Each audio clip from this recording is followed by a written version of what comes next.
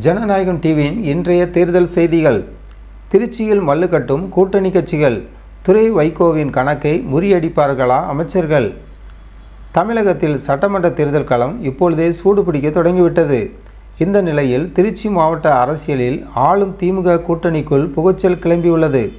திருச்சியில் உள்ள ஒரு தொகுதியை தட்டி பறிக்க மதிமுக தீவிரமாக காய் நகர்த்தி வரும் வேளையில் அமைச்சர்கள் KN நேரு மற்றும் அன்பில் மகேஷ் ஆகியோர் அதற்கு முட்டுக்கட்டை போட்டு வருவது பரபரப்பை ஏற்படுத்தியுள்ளது. திருச்சி நாடாளுமன்ற தொகுதியில் வெற்றி பெற்ற கையோடு வரும் சட்டமன்ற தேர்தலில் திருச்சி மாவட்டத்தில் உள்ள 9 தொகுதிகளில் ஒன்றை மதிமுகவுக்கு ஒதுக்க வேண்டும் என்பதில் அக்கட்சியின் MP துரை வைகோ உறுதியாக உள்ளார்.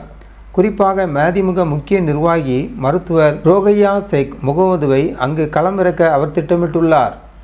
திருச்சி மாவட்டத்தை பொறுத்தவரை திமுகவின் கோட்டையாக கருதும் அமைச்சர்கள் KN நேரு மற்றும் அன்பில் மகேஷ் பொய்யாமொழி ஆகியோர் 9 தொகுதிகளும் திமுகவிற்கே என்பதில் ஒற்றை காலில் நிற்கின்றனர். உட்கட்சி மோதல் மற்றும் கூட்டணி நெருக்கடி ஏற்கனவே நேரு மற்றும் அன்பில் மகேஷ் இடையே மறைமுக அதிகார போட்டி நிலவி வரும் சூழலில் தங்கள் ஆதரவாளர்களுக்கு சீட்டு வழங்க வேண்டும் என்ற எண்ணத்தில் கூட்டணி கட்சிகளுக்கு இடமளிக்க முடியாது என தலைமைக்கு இருவரும் அழுத்தம் கொடுத்து வருவதாக கூறப்படுகிறது. பொங்கல் பண்டிகைக்கு பிறகு திமுக கூட்டணியில் அதிகாரப்பூர்வ தொகுதி பங்கீடு பேச்சுவார்த்தைகள் தொடங்கும் என எதிர்பார்க்கப்படுகிறது.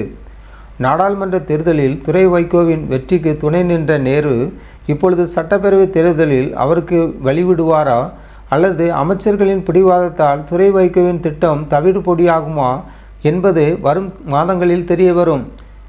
இந்த செய்தி உங்களுக்கு பயனுள்ளதாக இருந்தால் ஜனநாயகம் டிவி சேனலை சப்ஸ்கிரைப் பண்ணுங்கள், லைக் பண்ணுங்கள், கமெண்ட் பண்ணுங்கள்.